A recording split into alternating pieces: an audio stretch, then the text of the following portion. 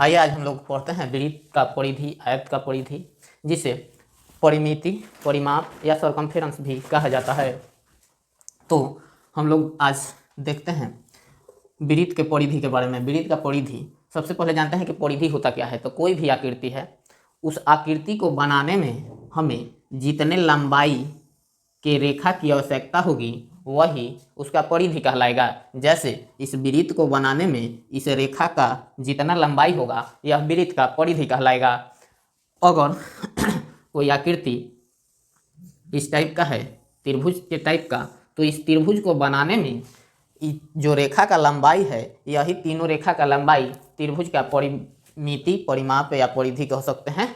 तो वृत्त का परिधि हम जानते हैं कि 2πr होता है। तो यह 2πr कैसे होता है, तो इसके बारे में आर्किमिडीज ने बताया था कि अगर वृत्त का आकृति किसी भी प्रकार का हो, अगर वृत्त छोटा हो या वृत्त बड़ा हो, यानी कि उसका रेडियस बड़ा हो या छोटा हो, अगर उसके परिधि में हम व्यास से भाग देते हैं, परिधि में व्यास से भाग देते हैं, तो हमें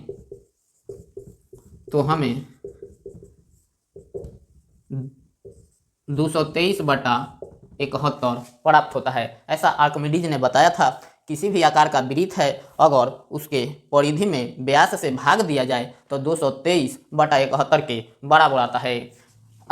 223 और 71 दोनों में से ऊपर से 3 और 1 को हटाकर यहाँ 22/7 जो है वृत्त का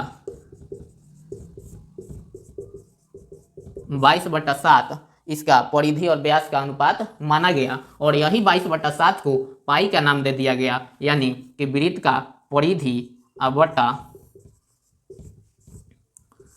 व्यास को हम लोग 2 को त्रिज्या के बराबर यानी 2r लिख सकते हैं, और 22/7 को हम लोग पाई लिख सकते हैं। यहाँ से तिरछा तिरछी हम लोग गुना करेंगे तो हमें परिधि बराबर 2πr मिल जाएगा। यानी कहने का मतलब हुआ कि कोई भी वृत्त की आकृति रहे, चाहे वृत्त बड़ा बना हो चाहे वृत्त छोटा बना हो, अगर उसके परिधि में व्यास से भाग दिया जाता है तो हमें 223/71 आता है। इसे ही हम लोग 22/7 मान के चलते हैं, और 22/7 को पाई मान लिया गया, पाई नाम दे दिया गया। और व्यास हम लोग जानते हैं कि त्रिज्या का डबल होता है, तो व्यास के जगह पर 2r भर देंगे, तिरछा तिरछी गुना करेंगे तो हमें परिधि बराबर 2πr प्राप्त हो जाएगा। इसी प्रकार हम लोग किसी भी आकृति का अगर परिधि निकालना है, जैसे कि इस त्रिभुज को हम देखें तो इस त्रिभुज का अगर लंबाई a, b और c है, तो इस त्रिभुज का जो परिमाप या परिधि होगा वह कितना हो जाएगा, तो a + b + c इसका परिधि हो जाएगा। अगर मान के चलते हैं कि हमें एक आयत की आकृति है और आयत का परिमाप हमें निकालना है, तो आयत का परिमाप हम लोग कैसे निकाल सकते हैं। तो आयत का परिमाप निकालने के लिए हम लोग यहाँ से हम लोग जानते हैं कि आयत का लंबाई और आयत का चौड़ाई, मान के चलते हैं चौड़ाई भी है और इसका भी है, लंबाई l है, लंबाई l है।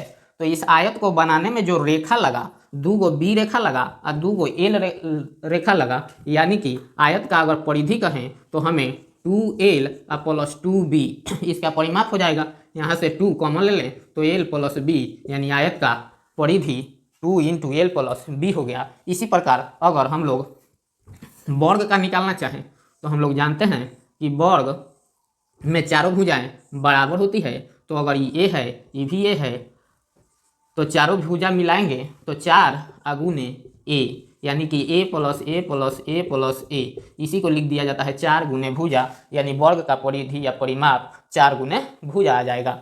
कोई भी आकृति रहेगा, उस आकृति को बनाने में जितनी भुजाएं लगी है, उस भुजा के लंबाई को हम लोग जोड़ देते हैं, वही उसका परिमाप हो जाता है।